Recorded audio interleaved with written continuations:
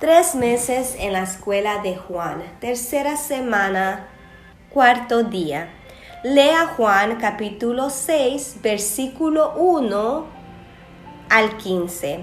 Y dice: Después de esto Jesús fue al otro lado del mar de Galilea, el de Tiberias, y le seguía gran multitud porque veían las señales que hacía en los enfermos. Entonces subió Jesús a un monte y se sentó ahí con sus discípulos, y estaba cerca la Pascua, la fiesta de los judíos. Cuando alzó Jesús los ojos y vio que había venido a él gran multitud, dijo a Felipe: ¿De dónde compraremos pan para que coman estos? Pero esto decía para probarle, porque él sabía lo que había de hacer. Felipe le respondió: 200 denarios de pan no bastarían para que cada uno de ellos tomase un poco. Uno de sus discípulos, Andrés, hermano de Simón Pedro, le dijo: Aquí está un muchacho que tiene 5 panes de cebada y 2 pececillos. Mas, ¿qué es esto para tantos? Entonces Jesús dijo: Haced recostar a la gente. Y había mucha hierba en aquel lugar, y se recostaron como en número de 5,000 varones. Y tomó Jesús aquellos panes, y habiendo dado gracias, los repartió entre los discípulos, y los discípulos entre los que estaban recostados. Asimismo los peces cuanto querían.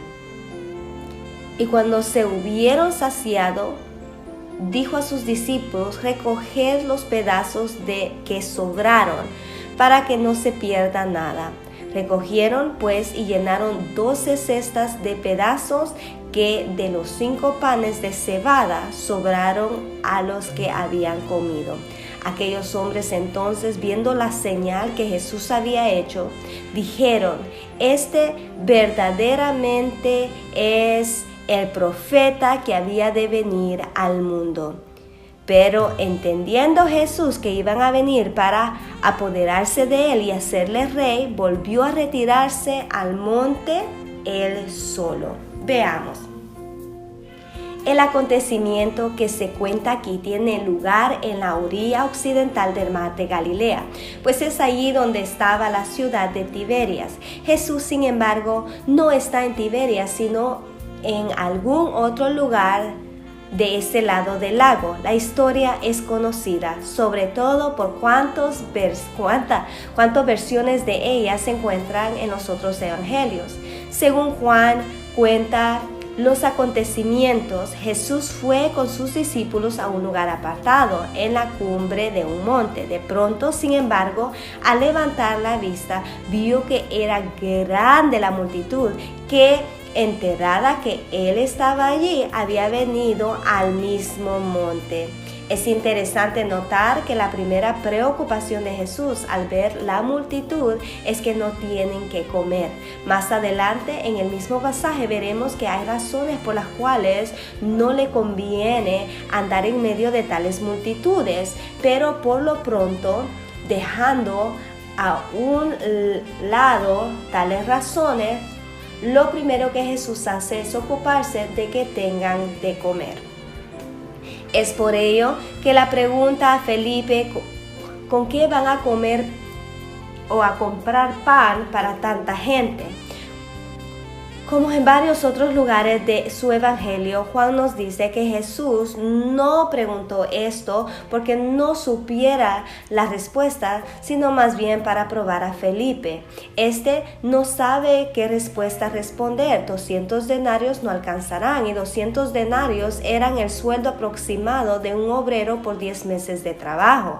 Andrés, quizás por decir algo, menciona los panes y los peces que el muchacho ha traído, pero bien sabe que eso no bastará siquiera para empezar a alimentar a la multitud. Es entonces que Jesús se hace cargo de la situación. Manda que la gente se recueste sobre la hierba, bendice los alimentos que tiene y empieza a repartirlos entre los discípulos, quienes a su vez los reparten a la muchedumbre. El resultado es que todos comen y sobran 12 cestas de pedazos de pan. Pero hay otros dos resultados que Juan menciona y que muchas veces no vemos. El primero es que la multitud se convence de que Jesús es verdaderamente el profeta prometido o el Mesías. El segundo es que Jesús tiene que huir y esconderse por temor a que la multitud venga a proclamarle rey. Juzguemos. Reflexione sobre todo este pasaje y especialmente sobre el último versículo. Se destacan ciertos elementos que bien pueden servirnos de ejemplo para la vida de la iglesia hoy. Al final del pasaje vemos lo que estaba en juego cuando Jesús alimentó a la multitud. Al hacerlo aumentó el riesgo de que quisieran proclamarle rey, lo cual inmediatamente traería sobre él la ira no solamente de los jefes religiosos de Jerusalén que ya tramaban para matarle, sino también de todo el imperio romano. Recuerde que a la postre Jesús fue crucificado porque decían que pretendía ser rey de los judíos. Luego, el que la multitud le proclamara rey, aunque él mismo no accediera a esa proclamación, aumentaría el peligro en que ya estaba. Es por esto que tras alimentar a la multitud, Jesús se fue solo al monte. Lo notable de todo esto es que a pesar de ello, Jesús alimenta a la multitud. Bien pudo haberles dicho que se fuera a buscar comida y le dejaran tranquilo, como ello hubiera corrido mucho menos riesgo. Pero no, Jesús ve que tienen hambre y les alimenta. Piense ahora del modo en que la iglesia responde a las necesidades de la humanidad en derredor suyo.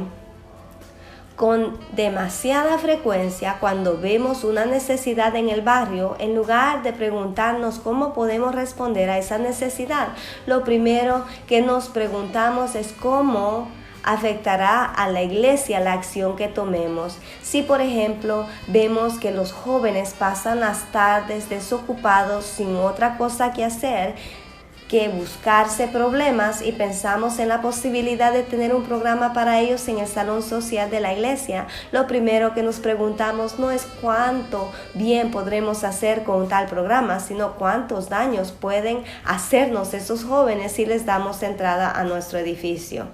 ¿Ha visto usted casos parecidos en su iglesia o en otras que usted conoce? Que nos dice al respecto la actitud de Jesús al alimentar a la multitud, aunque ello podía traerle graves consecuencias. Actuemos, seleccione alguna necesidad que usted conozca en su barrio o comunidad. Empiece a hablar con otras personas en la iglesia o en varias iglesias para ver cómo pueden responder a esa necesidad. Anote sus reflexiones, la reacción de esas otras personas y el modo en que se vaya desarrollando el proyecto.